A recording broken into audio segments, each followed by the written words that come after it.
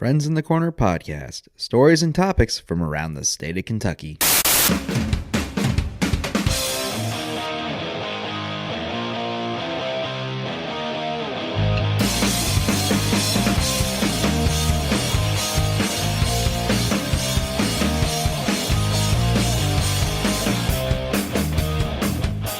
Welcome back in, everybody. This is Dan Pauly coming back at you from beautiful Lexington, Kentucky. Guys, happy end of April. I feel like I say this all the time, and it just may be part of getting old, but it just feels like the year just flies by. We're already at the end of April 30th, the day of posting of this episode, and it's just unbelievable. And we've had a few more episodes than I usually do out this month because we've had a lot of different sports that we've wanted to cover and hit on, from the end of March Madness, WrestleMania, NFL Draft, and now we're getting ready to finish up with an NFL Draft recap episode to close out the month here as well. So there's definitely been some fun sports talk on this podcast over the past month. And if you've enjoyed this content and want to see some other content that we cover here as well, you know what you can do. You can follow us on Facebook, Twitter, and Instagram at FITC Podcast. That's FITC Podcast. You can subscribe to us on a number of different listening platforms as well, including iTunes, SoundCloud, Google Play, Stitcher, Spotify, and YouTube. Subscribe for free. Leave a review. And you can also email the show at friendsinthecorner@gmail.com. That's friendsinthecorner, all together lowercase, at gmail.com. But guys, we come to the end of the UK football 2018 season. The draft caps it all off with these players going to get big money and get big attention on the big stage in the NFL. So it's definitely an exciting season of UK sports all around. And we definitely want to recap this NFL draft in a special way. So I had to bring back only one guest I could think of to recap it all. My very first guest on Friends in the Corner podcast, making a record third appearance for a special guest on the show, Mr. Max Godby of BBN Chalk Talk. So he's going to talk to me a little bit about this NFL draft, what he thought of the very first pick that went out, Mr. Kyler Murray to the new Cliff Kingsbury, Arizona Cardinals. We're going to talk about Benny Snell going to Pittsburgh. We're going to talk about the other players where they got drafted. We're going to talk about the teams that skipped on Josh Allen until the 7th pick with Jacksonville. So it's definitely going to be a fun conversation here today. So let's get right into it. Ladies and gentlemen, returning to Friends in the Corner podcast, Mr. Max Godby. Here we go.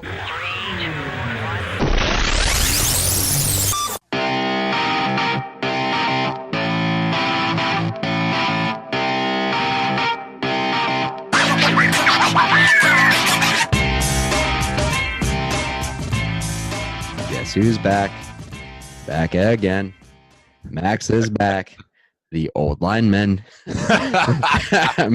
Max Godby, how we doing, my brother? Welcome back to Friends in the Corner podcast. It's been too long, man. I get to be part of the first episode, and once you've absolutely gotten big, all of a sudden you now want me back. And it's just like I feel like I've been wanting to come back, and now it's like there's like a daggum, like a wait list now.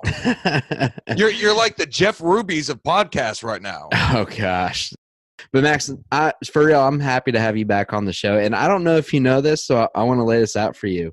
You've actually made Friends in the Corner podcast history today. I've had a lot of voices on my show for a number of different series that I do, bourbon reviews, So Here's the Story, all that stuff. But you are the first original guest that I've had on for 3 episodes. It has been 3 episodes, hasn't it? 3 episodes. So you were on episode 1, episode 15, and now you're going to be on episode 23. I don't count the one with BBN Chalk Talk though, because that is a cumulative group. That was me. That was one brand of me versus this brand of me. But no, I appreciate being back on a third time. I feel like Alec Baldwin hosting SNL. Yeah, man. At this point now. You've definitely, if there's anything I contribute the success to Friends in the Corner to, it's definitely because of you and the BBN Chalk Talk guys and a couple other people that have helped kind of be, not for lack of better terms, friends in my corner to help me get started. So definitely always happy to have you on, Max. And just not to throw shade or anything like that, but it seems like you're on probably my show more often than you are on your own show these days. Basically, it does, doesn't it? It's bad because when you posted that on Twitter that I was going to be on, both Matt and Lyle text me and go, "So you're able to go on other people's show, but not our show?" It's like, well, that's the great thing about scheduling. Schedule a time that I'm able to come on my own show, and then we could talk. Well, not to pull you away from them, but if you are always welcome on Friends in the Corner podcast, my friend. Well, I appreciate that. Thank you. Thank you for the kind words. While I pour our bourbon. But we're happy to have you on and just talk here about the NFL draft that happened here this weekend. And I know that there's a lot to talk about here of just everything that's going on.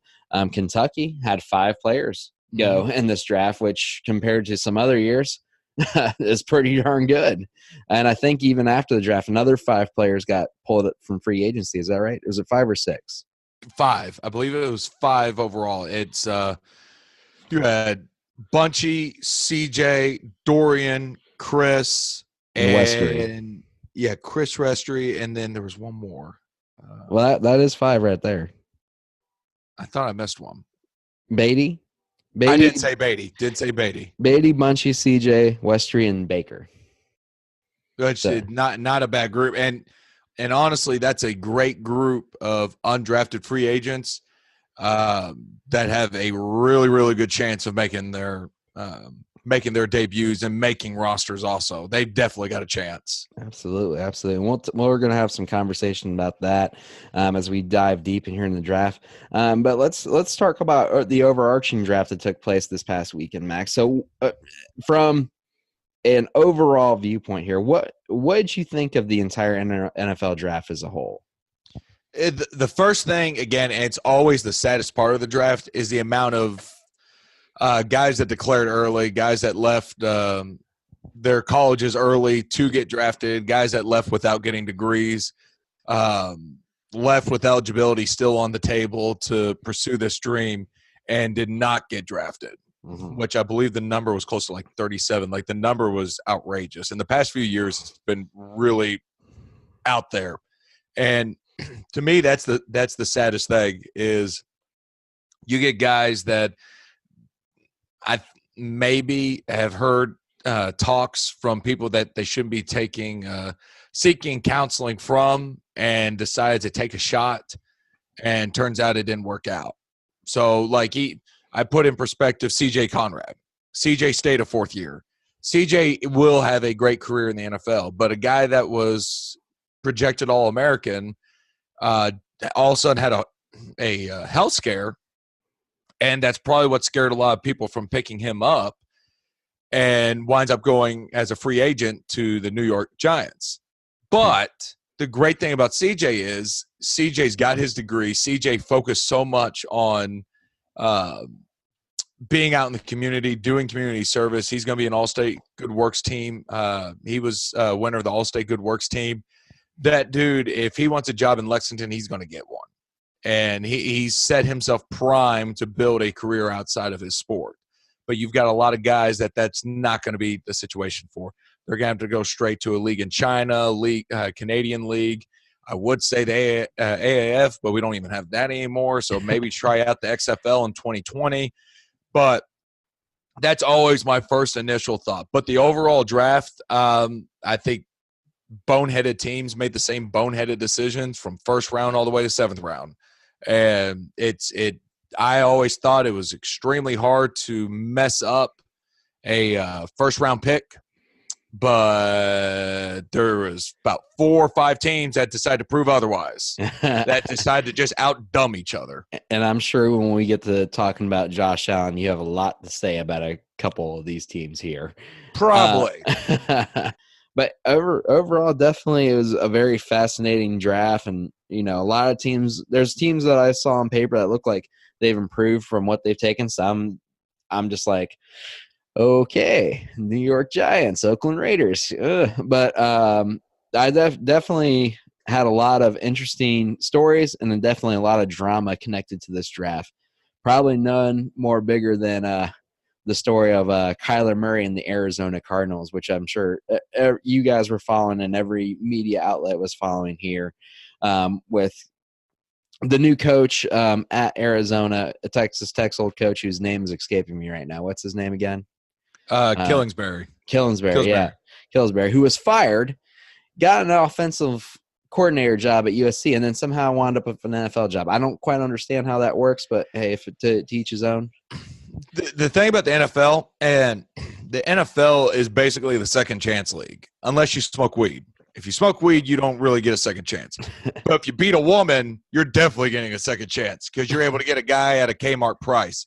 I think that's the exact same thing. You've got all these coaches that they're kind of just recycled through. There's not that many great NFL coaches left. No. And NFL coaches versus college coaches are so different because now you're now having to coach and train people that, one, make a whole lot more money than you, but two, that are worth a lot of money. And they hear constantly of how great they are. So it's really hard to get coaches that want to live that lifestyle. Nick Saban tried it once. Didn't pan out. Rich Brooks was decent at it when he was with the Rams. There's just constant what's his name? We can even talk about that on a basketball level. Cal coached the Nets, and we saw how that panned out for him. Exactly. Yeah. It's very hard for a college coach to go to the NFL because of just the style of player that it is. Right, wrong, or indifferent. That's the reality of it. Mm-hmm. That's like saying taking a general manager of a Dollar General and all of a sudden putting them as the general manager of a Fortune 500 company or a Fortune 20 company leading people. It's a completely different ball game when it comes to the type of people that you're dealing with. And so since there's such a small market for NFL coaches, you tend to see coaches get recycled. Derek Caldwell got fired from the Colts, heads to the Lions. I mean, you constantly see it. I think that's maybe why you just see so many head-scratching decisions is because these coaches, there's a reason why they were kind of subpar at teams that they were before. Front office people that were making bad decisions at other places, that's just kind of just where their talent level's at. But because of such a low demand or a high demand, but just not the high experience level that you need for a front office or a coach, it's extremely hard to find. So you kind of have to make do with what you got. So cycling that around, then basically what you're telling me is, unfortunately, we're going to see Lane Kiffin back in the NFL league someday. I'll say this because you've got a guy like Pete Carroll. Mm-hmm. Pete Carroll sucked when he was with the Patriots, and all of a sudden he's doing pretty well. Yeah, goes to USC. All of a sudden, as the Seahawks now, they've done very well. You can say the same thing about Bill Belichick. Bill Belichick used to be the head coach of the Browns, and he sucked. They were decent when he was there, but then they took a chance on him at with the Patriots, and we all know how that turned out. So you basically have coaches that once they hit, because a lot of it they just didn't jive well with their staff, with the front office, with the owners. There's just so many different elements that you've got to play. You're not just playing. You're just not playing the coaching card. You're not just playing the recruiting card. You're playing the business card, the executive card. You're having to deal with an owner that some of these owners don't know up from down when it comes to football, but they think they know how to win. Imagine being the Dallas head coach and you've got Jerry Jones in your ear. Imagine that, having an owner that hands-on. So there's just a lot of different elements that kind of throw you, kind of just are X factors of being a coach. But I think with Lane Kiffin, I would love to see Lane Kiffin get an NFL job and just bring some energy back to the NFL also. Bring a character to the sideline. Well, it would be definitely interesting to see. But as we talk here about Cliff Kingsbury, we're now in the Kingsbury era with Arizona, a second chance for him, a head coaching position in the NFL. And he's already made a statement to say, you know, this is a new era for the Arizona Cardinals. And with that, I need to have my own team that I want in place here. And he proved that with the very first pick, which a lot of people were expecting to take, was Kyler Murray. And there was a lot of discussion about him taking a player like Kyler Murray as his first pick since they drafted Josh Rosen out of UCLA last year pretty early on in the first round. So what did you think of this pick of Kyler Murray? And then what did you think of the just all the discussion around it? And do you think it was the right pick for Kingsbury to take Murray with how little time they gave Rosen there in Arizona? Again, I sell chips for a living, so take what I say with a grain of salt. But just from experience of being around people, being around players, I've learned in life, and football is the exact same thing. You really don't meet 100 million unique people. You kind of meet somewhere between 8 to 12 of the same people with just different names and maybe just different tweaks in their personality. But you can kind of see the same thing when it comes into the NFL. A style of quarterback, a quarterback that can be successful. Kyler Murray's got a lot of the same attributes between a Baker Mayfield and a Johnny Manziel. Kind of just that elusiveness of both of them. But Kyler Murray throws a pretty ball also. And everyone made such a big deal about him being short. Okay, Russell Wilson's short. Doug Flutie was short. Drew Brees is short. Your argument's invalid at that point if it's just based off the height thing. And fans, experts, Mel Kiper always hate having a small quarterback and one of these elusive quarterbacks that you can't really pigeonhole as either a scrambler or a pocket passer, a traditional pocket passer. They didn't know what to do with RG3. They didn't know what to do with Tim Tebow. They didn't know what to do with Johnny Manziel. They just don't – or Baker Mayfield. They just don't know. So it came to no surprise that we were having the exact same conversation again, because on SportsCenter, that's what sells. On ESPN, that's what's going to get people to listen, is talk about how Kyler Murray, will he fit into the NFL? Rehashing the same stuff that we've heard for the past 10 years of football once we've introduced a true scrambling quarterback. I have no evidence of it whatsoever, but they probably said the exact same thing about Michael Vick. Can he fit into the NFL scheme as a scrambler? I have no evidence of that, but I've got a feeling that was said somewhere and probably said by Mel Kiper. But I think it was a solid pick. Josh Rosen, you know, unfortunately that's the business. You get recruited over your head, and then you get drafted over your head. But it's your responsibility to be able to, you know, keep up. Your ability to be able to keep up, be able to play against the adversity to win the job out. And if you're just going to take your ball home and leave, I mean, I guess you're okay then. And I know I kind of hope for him for the best at Miami. That's just kind of a bad attitude to have, because that usually translates into your life also. Hoping for the best for both of those guys. As they're both young guys. They're only, 22, 23 each of them. They're younger than us. They're doing a little bit better in life than we are right now. So, and that's why I don't feel sorry for them, because people talk about how much it must suck to be able, you know, to lose your starting job and all that. And I'm sitting here like, dude, they could bench me at my job right now for 18 mil. Yeah. I would gladly go to the wayside for 18 mil. It must be so hard making millions and millions of dollars. I wouldn't know. So no one's ever offered me millions of dollars before. Hell, no one's ever offered me $500,000 before. So true. I'm just like, yeah. So this is where I'm at. But definitely was one of the interesting things, and we now see how it's panned out here. Kyler Murray who will expectedly be the starting quarterback with the new Kingsbury, Arizona Cardinals. And then we've got Josh Rosen going to the Dolphins to compete for that starting quarterback position with Ryan injury-prone Tannehill out there.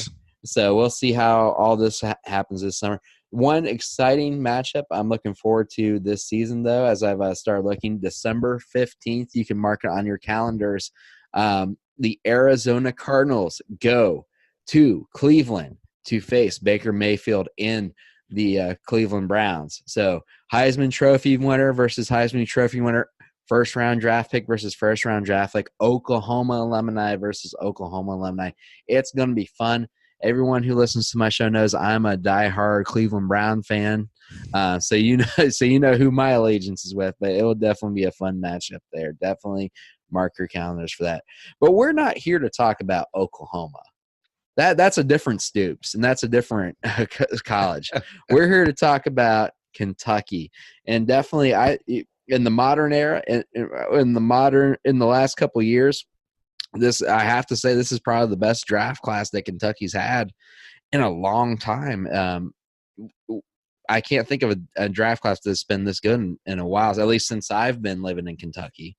The last draft class this good was I believe it was 1979 is the last time five UK Wildcats went in the NFL draft. See, and it's unbelievable. And like, I know we've talked about this on a previous episode when you guys came on here, but it's unbelievable just to talk about Kentucky football in this matter for how much. I'm trying to choose my words politely. You're fine. Talk. But just how much of a dumpster fire it's been. Truthfully, and like as a fan, as a player, and stuff like that. Definitely, the last couple decades have not been very good to Kentucky football, and to come to this point here in 2018, 2019, where we talk about Kentucky football in a way that we don't that surpasses Kentucky basketball. When Kentucky basketball is doing bad this season, people are talking about, man, football season's coming up. You don't hear that from Kentucky fans. No, it's usually the vice versa.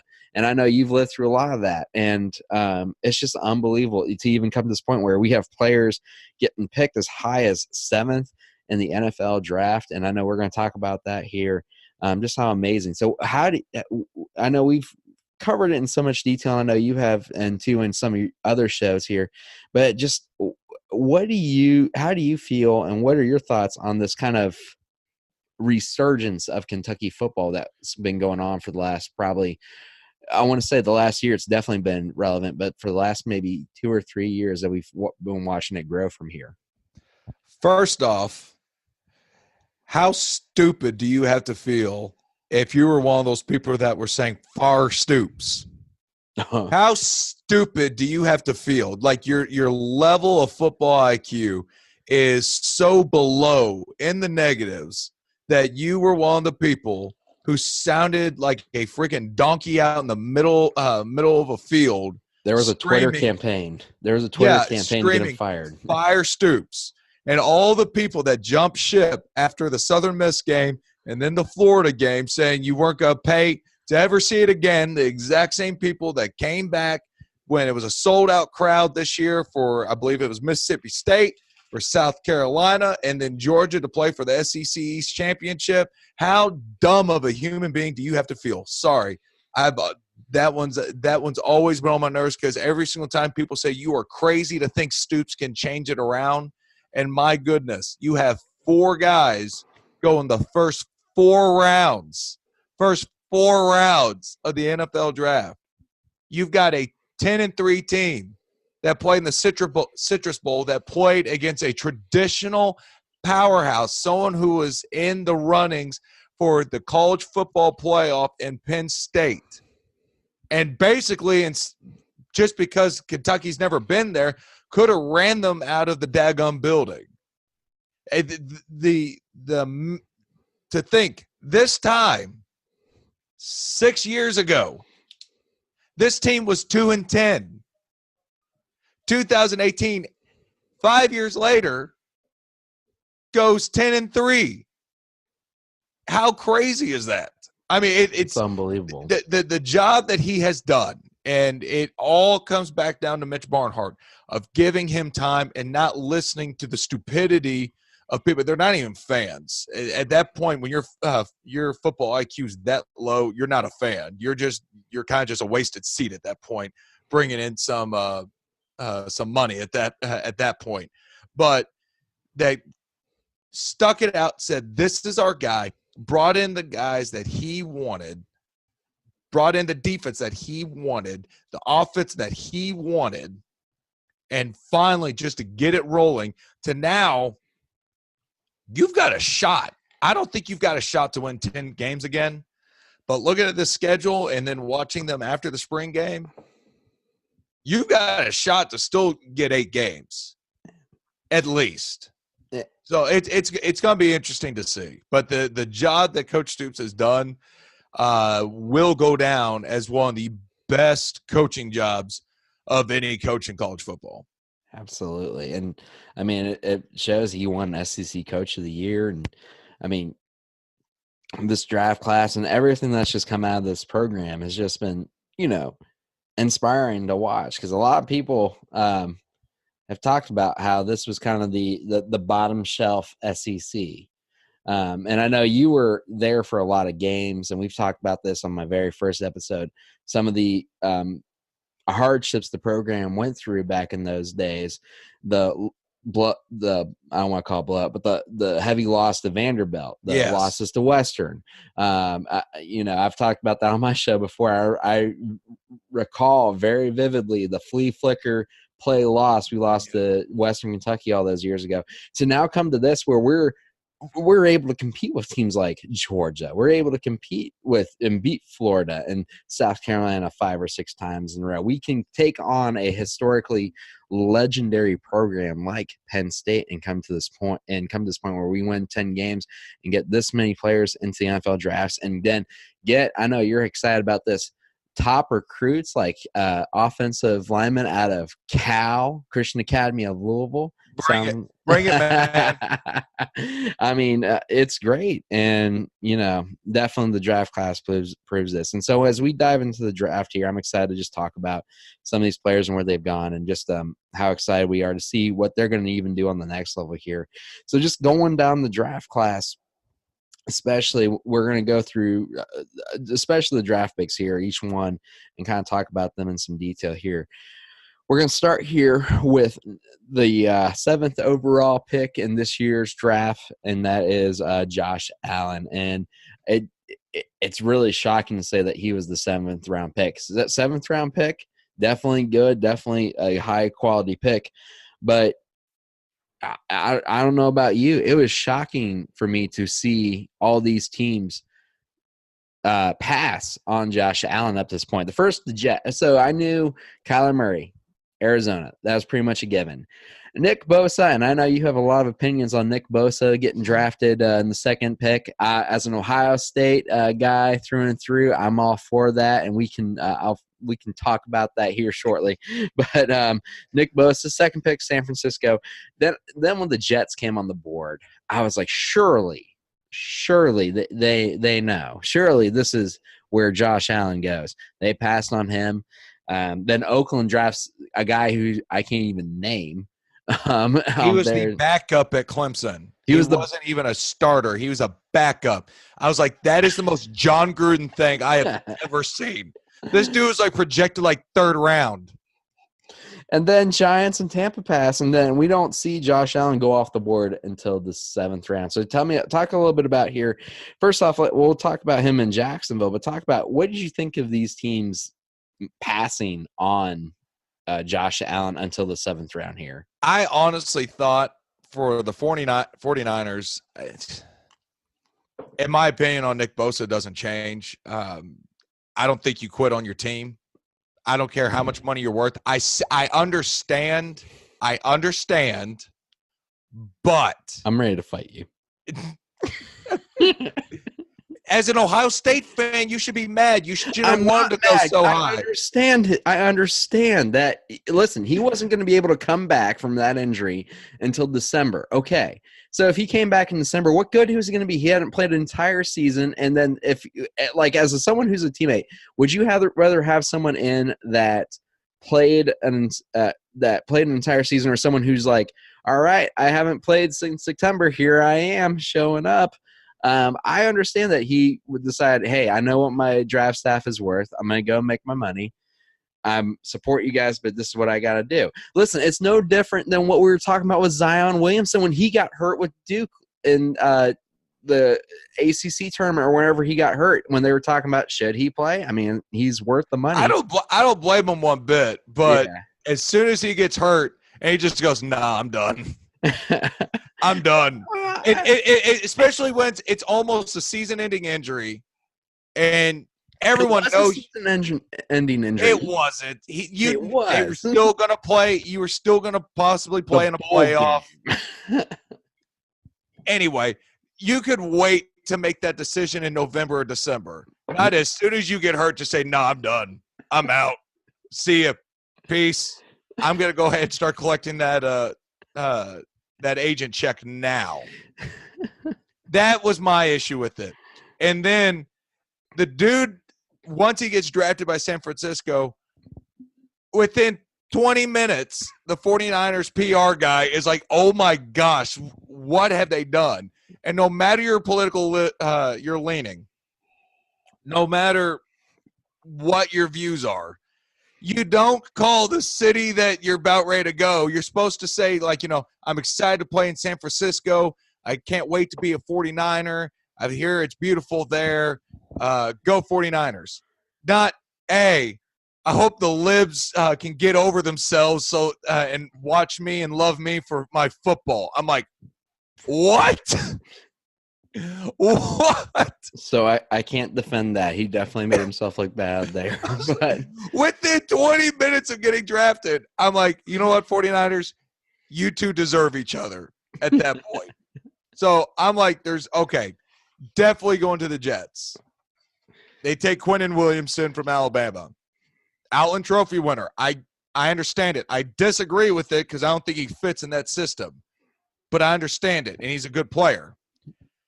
And then we get to Oakland Raiders. And they pick Clelin Ferrell, Clemson, backup player.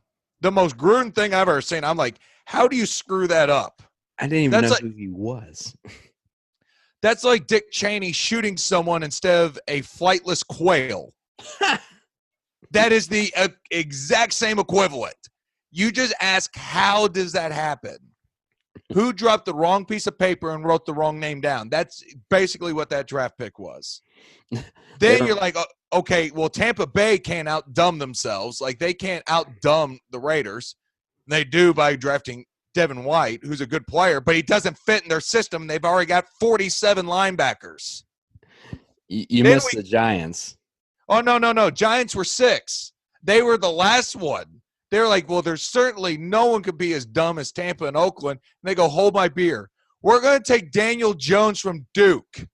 The only reason we take him is because Eli Manning was coached by David Cutcliffe, and this guy was coached by David Cutcliffe. Let's draft him as first round. Why? You won't even bench Eli. You won't get rid of him. You basically draft the dude that would play Eli Manning in a movie. Right. No, I agree. First off, let me say this. There are many things that bother me with being a UK fan, but losing out to Duke in any capacity always pisses me off. And this Daniel Jones getting picked over freaking Josh Allen bothers me. But it's just like, this guy, he wasn't even expected to go in the top 10 of this draft. I mean, if you talk to the quote-unquote experts, he was, the 5th best quarterback on this board? Yes. And it's just like, and then Giants use a 6th-round pick on him, top 10 pick on him to draft in the side. And they had other picks in the back of the first round too. You could have picked them in that back part of the draft. It's like, why? Why do you do this? It's like, but you get to Jacksonville, and they're not dumb. They pick up Josh Allen, and he is going to fit so well into that system because they drafted someone very similar to him a few years ago, Dante Fowler. And Dante Fowler, before he went down with his ACL injury during summer workouts, was going to be an incredible player. Josh Allen, he's going to be able to be a guy for them that can either be like what Bud is now, which is a true stand-up end, what Josh Allen plays now, or you put a little bit more meat on him, put a little bit more muscle, and be able to get his hand into the ground and still be an astounding pass rusher, but be able to be a running game stopper also. And that's what's so great about Josh Allen is his ability. You can convert him to either way. You can convert him to either or. The biggest thing is what fits best in their system. But I think they made a promised investment in Josh Allen of a long-term, making him the what they call now Saxonville, making that investment in him. So I think it's the best fit. I think the Jacksonville Jaguars were the absolute steal of the first round. I'm probably guessing they're looking at the board and they're like, he's still available? Do we still go with the backup one that we were wanting? No, take him right now. And so, no, I think it's going to be a fantastic fit. He's going to impact that pass rush defense like no other. And I'm definitely going to now be getting Jacksonville Jaguar hat. Absolutely. And I mean, as we said in the last couple years, so this team, Jacksonville, did finish 5-11 last year. But the year before that, they were competing for an AFC championship against the Patriots. So this is a team, and you can't really say this a lot about Jacksonville's history, but for this is a team that's a ready to win team, ready to fight team and get to that championship. So I think Josh Allen's in a good spot right now to be part of a team that really focuses on defense. I mean, they've got players like Jalen Ramsey on their roster, and then they've improved their offense in the stop. So definitely, hard for me to say, but it's like definitely with a team that has on the outside looking in a chance of being a contender in the AFC. So hopefully we say good luck to Josh Allen there in Jacksonville. And then as we move farther down into the draft here, we look at Lonnie Johnson going in the second round. And, you guys talked about this on Cameron Mill's show yesterday. This is a guy at the start of the season who wasn't even being considered to be a draft pick. And then he moves all the way up to the second round. I mean, that's unbelievable and stuff. And he goes to the Texans, the first Kentucky player ever picked by Texans in their history. So what do you think of Lonnie Johnson, the cornerback, going to the Texans? No, Lonnie Johnson was a guy that made his bread and butter from the Senior Bowl. He balled out. He played great. Got invited to the Combine, had great numbers at the Combine. Then his pro day put up better numbers. So that was a guy that made all his last stride at the end of the season. And Houston, he's got a great chance to play Houston because they've drafted some really good corners, drafted some corners in the past, and they haven't panned out. They haven't been able to really find a guy to be that go-to guy. So I think Lonnie Johnson is going to be a stellar addition to that secondary. But another big steal, which I was surprised he fell down to third, was Mike Edwards. And Mike Edwards was third round to Tampa Bay, and that's the exact same situation as the Texans. Drafted a lot of guys in the past that they thought that were going to be killers for them. Wound up being duds. Mike's got a great opportunity to go in there to make some noise, and he will fit in extremely well into that defense because the Tampa Bay defensive coordinator now used to be the defensive coordinator at the Jets, and the defensive coordinator of the Jets used to run the exact exact same defense that Mark Stoops ran at UK with Mike Edwards. It's Todd Bowles, right? Todd Bowles is the defensive coordinator. Correct. He was actually the head coach at the Jets, but he was the defensive coordinator at Arizona. And then basically was the defensive coordinator at the Jets also. I apologize. I misspoke on that one. That's what some of my notes here on Mike Edwards going to Tampa and the opportunity he has is with a group of coaches that know how to run a defense. Head coach Bruce Arian and defense coordinator Todd Bowles reuniting here in Tampa. They can, reignite some of the magic they had with those Arizona teams a few years ago, how dominant that defense was back in the day with Arizona just a few short years ago. So definitely it's an opportunity for Mike Edwards to kind of make a name for himself there and hopefully work along a defense in a very offensive heavy division like the NFC South is, because you're going to be going up against teams like the Panthers and the Saints, who have two very good quarterbacks. And I mean, and let's not forget about Matt Ryan and Atlanta too. Three of the best quarterbacks in the league are in your division. So you got to have a defense that's set and ready to compete against these type of players. So definitely we'll have to see how Mike Edwards do there. He was a third-round pick, Lyon Johnson, second round. We moved to the fourth round here with Benny Snell, our boy Benny Snell, going to Pittsburgh. And, Pittsburgh has definitely had a lot of drama going on this offseason here, especially with the offensive line, with the departures of, set parts like Le'Veon Bell, like Antonio Brown. So what do you think of Benny going to Pittsburgh in the fourth round here? I was honestly shocked. I was shocked that he was drafted this high, and I'm glad he was. I believe in Benny, but not a lot of the media, not a lot of the experts said really believed in him. At that point in the draft, he was still the 14th best running back and available, which to me was shocking. But for Pittsburgh, he fits very well in that system because they've already got a running back that does the exact opposite of what Benny does. Benny's really good north-south, aggressive runner, where right now they've got an east-west coast runner. I mean, they run laterally. They're able to run horizontal on the line of scrimmage.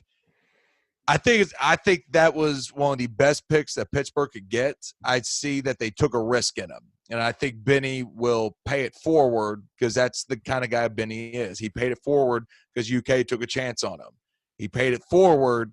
He'll pay it forward with Pittsburgh for taking a chance on him. So I think Benny's going to be a great, great addition to that offense. It's definitely an addition that's needed. With the departure of Le'Veon Bell, Connors did make a name for himself last season, kind of taking over for a lot of that extra work that Bell did. But with Benny coming in, it gives a whole new avenue to that team, as you were talking about here. So, and when you look at the depth charts of the running backs they do have, outside of Connors, not a whole lot there. So definitely gives Benny an opportunity to be the number 2 back in Pittsburgh there with a really rough and tough offensive team like they've got there.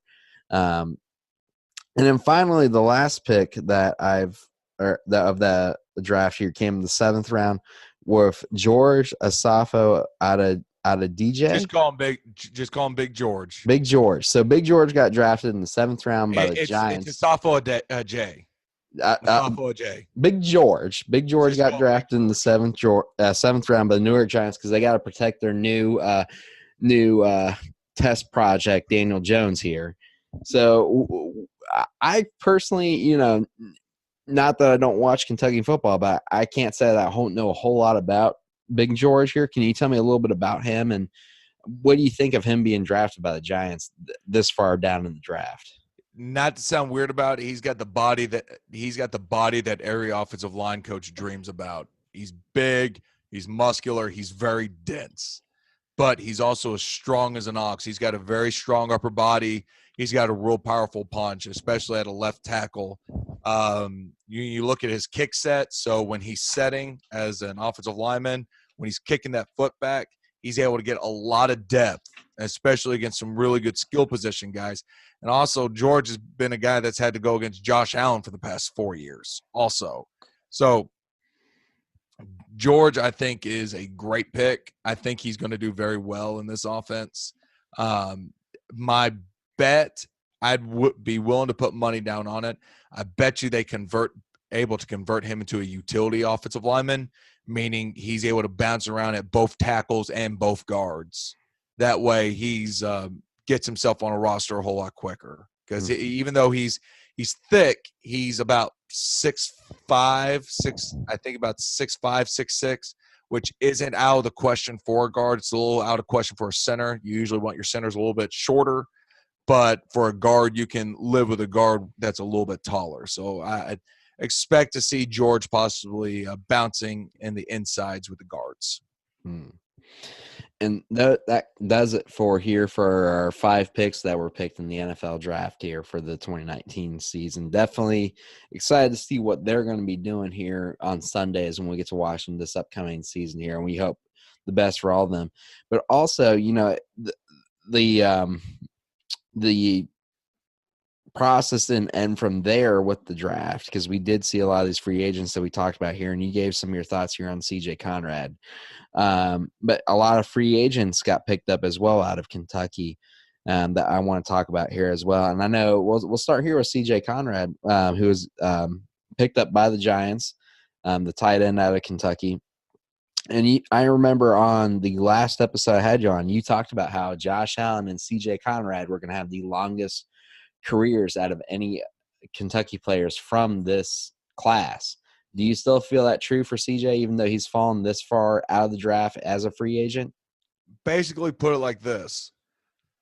CJ Conrad is a Whole Foods product, and the Giants just got him for a Walmart price, is basically what they just got. I think a lot of people got scared because of his whole issue with his heart. A lot of teams got scared. But everyone was still chomping at the bit to get him at the very beginning. I think he's a guy that's going to be able to work his way into the rotation.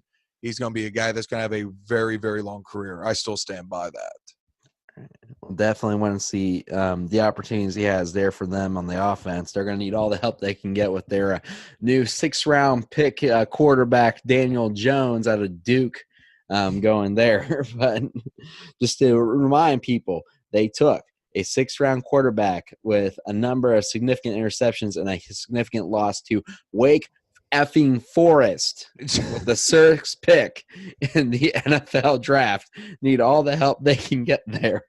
But there are a number of others. I feel like you could probably say the same thing about Bunchy Stallin as well, who fell out of the draft too. And I know you've talked about how a lot of teams are scared because he doesn't exactly have the offensive lineman type of body. And hopefully now that he's been signed here with Jacksonville, he has an opportunity to prove himself there. So what do you think of him being picked up by Jacksonville and even falling out of the draft for that matter? It's a great get for Jacksonville. I was utterly shocked. None of it made sense to me to have a consensus All-American, All-SEC offensive lineman. We haven't had one of those since Larry Warford. Larry Warford, he's been compared to Larry Warford, who signed a really big deal with the Saints, originally drafted out with Detroit in the 3rd round, and has had a very lucrative career. It's been claimed to have the same body type as Larry, the same work ethic as Larry, and the same mean streak in him as Larry does. So it shocked me, one, he didn't get invited to the Combine, and then 2, doesn't get drafted. To which I'm thinking there may be something that we don't know, but with the information I have, I still call horse hockey on it and think you're making a huge mistake, especially if it's just over the eye test. If he's not looking like a true offensive lineman, the exact same thing was said about Larry, and Larry went in the 3rd round. So I don't understand that. If the dude can ball, the dude can ball. The dude can take another dude and throw him to the ground against his will. That dude's a good offensive lineman. I know it sounded weird, but that's just how offensive linemen talk. But if he's able to do that and break another man's will, and he's shown it over and over and over again. Why not draft him? But you can't live in the past, so I'm glad Jacksonville picked him up. I think he'll do very well there. I honestly think he'll make a roster. And then the other three here, Westry, Beatty, and Baker. What do you think about them and their opportunities they're going to have? The one that, as a Cleveland Brown fan, the one that obviously interests me the most is Baker. He getting picked up as a wide receiver. Wide receiver is definitely an area we're pretty well set on. We do have Odell Beckham Jr. after all, but definitely interesting to see spots like those if he might be able to make a roster spot and some of these other guys. So what do you think of overall of these free agents? Do you think all of them have an opportunity to play on this level? Do you think who do you think is going to have the hardest time kind of making that 53 roster spot on any team for that matter?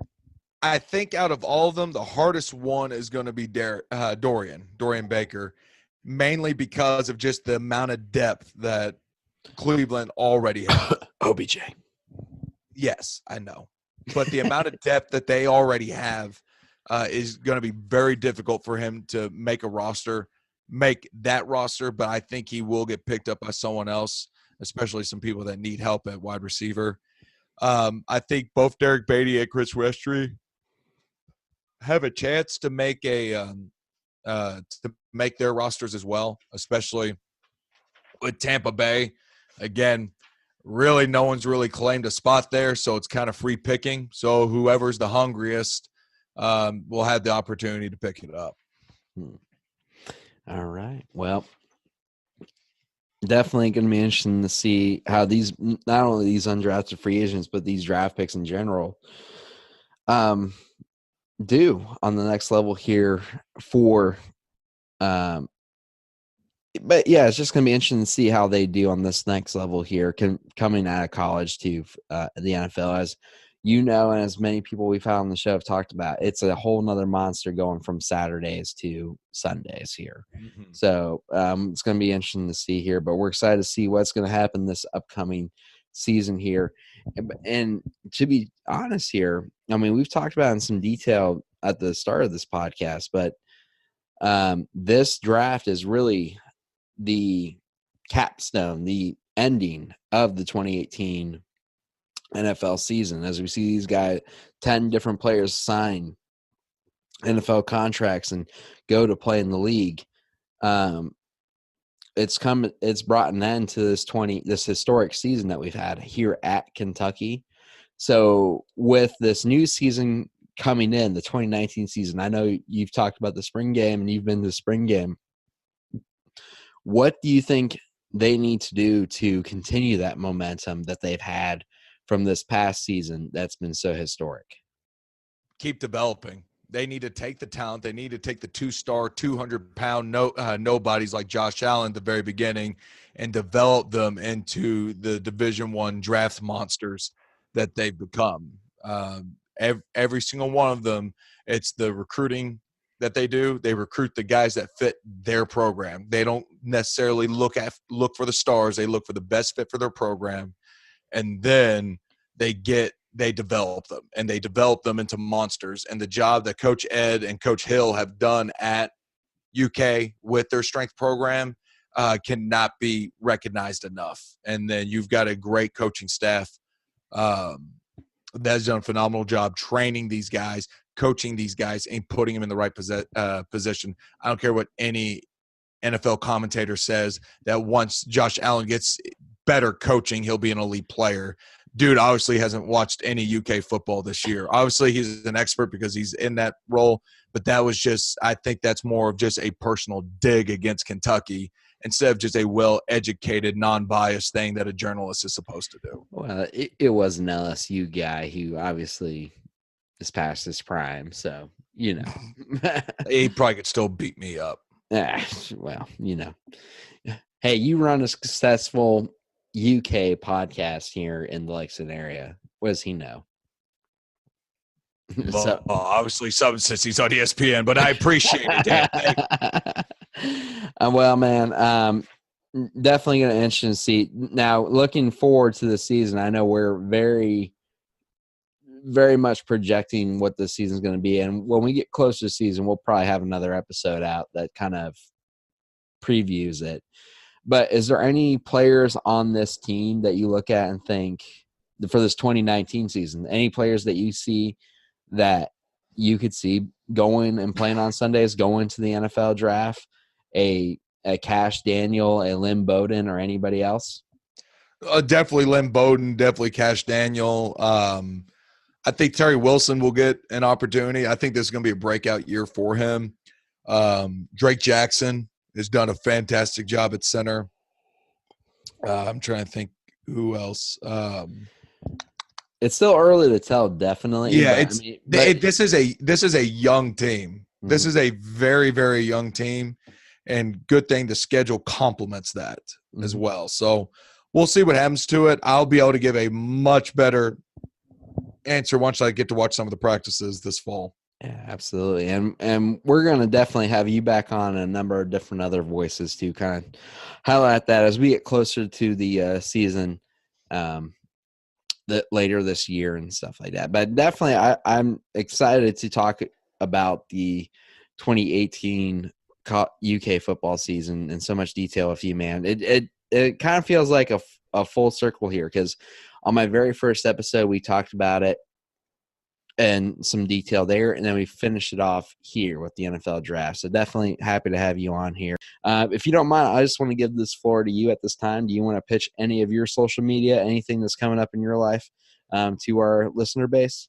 If you want to just hear me go on random tangents and get triggered by things that really don't matter, if you enjoy that kind of thing, you can follow me on Twitter at ohmygodby64. You can follow my wife, who does not tweet anywhere as aggressively as I do, at Mrs. ohmygodby64. And then I'm trying to think of, and then of course at BBN Chalk Talk. Check out our podcast on iTunes, SoundCloud, Google Play, and then check out our website, www.bbnchalktalk.com. Well, Max, thank you again for being on here. We definitely hope to have you back on again, brother, especially closer to the NFL season. Or NFL, college football. That's what we're about here in Kentucky. Yeah. But we're definitely hoping to have you back on here again, man. So thank you again for your time. All right, and that is it for our recap of the 2019 NFL Draft. Sorry for some of my misplaced words I had during that interview. I kept referring to picks as rounds. I know the difference between a pick and a round, everybody. Josh Allen went as the 7th pick, not the 7th round.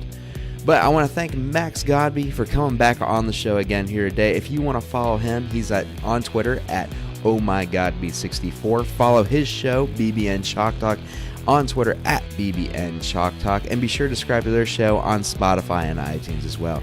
Remember, you can also subscribe to Friends in the Corner podcast as well on iTunes, SoundCloud, Google Play, Stitcher, Spotify, and YouTube for free. And you can follow us on social media at FITC Podcast. That's FITC Podcast. And if you have any questions about the show, please feel free to direct them to friendsinthecorner@gmail.com. That's friendsinthecorner, altogether lowercase, @gmail.com. Thank you guys again for this amazing episode and for sticking around for all this great sports talk that we have. We're going to be back next month with some other good content as well, so stay tuned for that. That's a wrap.